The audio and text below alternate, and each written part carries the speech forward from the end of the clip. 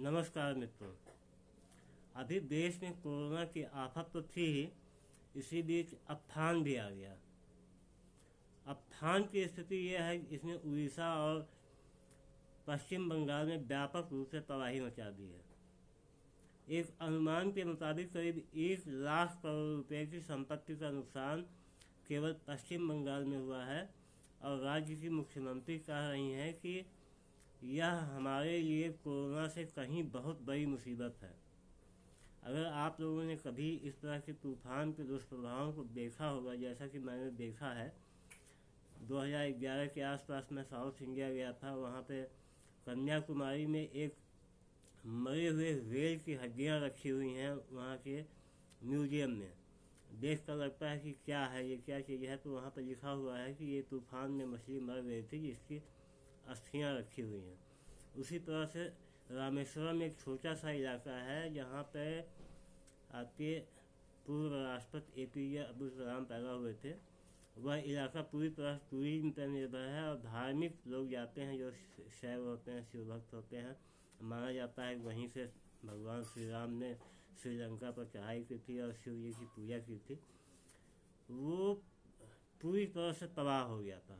सड़कें खुद गई थी, पेड़ आधे आधे टूटे पड़े थे और तूफान आने के 2 साल के बाद भी स्थिति नहीं सुधर पाई थी। ये हालात होते हैं तूफान में। अब कोरोना के संकट में केंद्र सरकार जो कर रही है वह राज्य स्वीकार नहीं कर पा रहे हैं। पहले इन्होंने देशबंदी की, राज्यों से कोई सलाह नहीं ली गई। उस समय कोई मरीज नहीं थे, उसके बावजूद देशबंदी की गई और किसी राज्य से नहीं पूछा गया।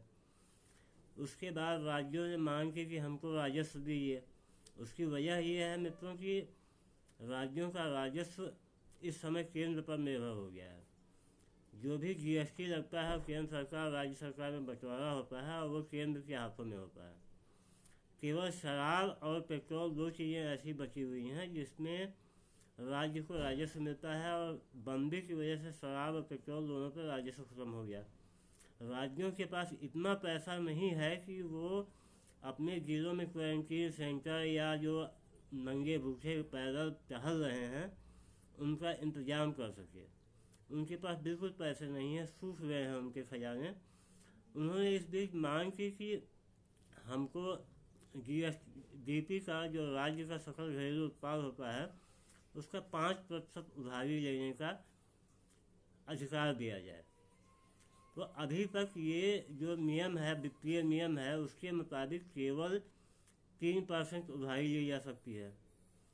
केंद्र सरकार ने अभी हाल ही में अनुमति दे दी कि आप 5% उधारी ले सकते हैं, लेकिन उसने शर्तें ऐसी लगाई मित्रों कि केवल 8 राज्य ऐसे हैं देश के जो केंद्र सरकार की शर्तों के मुताबिक उधारी ले सकते हैं। उसमें गुजरात, कर्नाटक, उत्तर प्रदेश, हरियाणा, मध्य प्रदेश, आंध्र प्रदेश, तमिलनाडु और महाराष्ट्र हैं। अब इसमें शर्तें क्या हैं? जैसे आप ईज ऑफ डूइंग बिजनेस करेंगे, आप बिजली क्षेत्र में सुधार लाएंगे, आप नगर निकायों में सुधार लाएंगे। इस तरह की शर्तें रखी गई जिसकी वजह से केवल 8 राज्य इस योग्य पाए गए हैं जो उधारी ले सकते हैं। राज्य के जो मुख्यमंत्री हैं अब वो कह रहे हैं कि ये तो पूरी तरह से केंद्र की तानाशाही है, और पहले से जब उधारी लेने का नियम बना हुआ है तो उसमें और शर्तें जोड़ने की क्या ज़रूरत है। ये केंद्र सरकार की राजनीति है। तेलंगाना के मुख्यमंत्री चंद्रशेखर राव ने तो ये भी कह दिया कि राज्य सरकारों को केंद्र ने भिखारी समझ लिया है और वो भिखारियों जैसे ट्रीट कर रही है, जैसे राज्य के कोई अधिकार ही नहीं रह गए हैं। तमिलनाडु सरकार कह रही है कि हम सुधार कैसे लागू कर सकते हैं। आप सोचिए कि राज्य सरकार किसानों को मुफ्त बिजली देती है। इस समय किसानों की हालत इतनी ख़राब है, औने पौने भाव उनके उत्पाद किसी तरह से बिक रहे हैं। ऐसे में राज्य सरकार ये कैसे कर सकती है कि उनके बिजली के बिल बढ़ा दे। जो आज तमिलनाडु में किसानों को बिजली फ्री मिलती है, केंद्र सरकार चाहती है कि उसका पैसा ले राज्य सरकार, और राज्य सरकार नहीं चाह रही है कि हम उसका पैसा लें। और अगर वो पैसा नहीं लेती है तो केंद्र सरकार उधारी नहीं लेने देगी उसको। ऐसे हालात में क्या उम्मीद की जाए? क्या केंद्र सरकार जो इतनी बड़ी आपदा आई है, अम्फन, उससे राज्यों को राहत दे पाएगी, या मौजूदा जो आपदा है कोरोना की वजह से, इसकी वजह से जो पब्लिक सड़कों पर दौड़ रही है, भूखे नंगे पड़ी हुई है, मर रही है, कोरोना से ज़्यादा मौतें भूख से और पैदल जाने की वजह से हो चुकी हैं। तमाम बूढ़े बुजुर्ग आदमी जो थे उनका इलाज नहीं हो पाया और वो मर गए।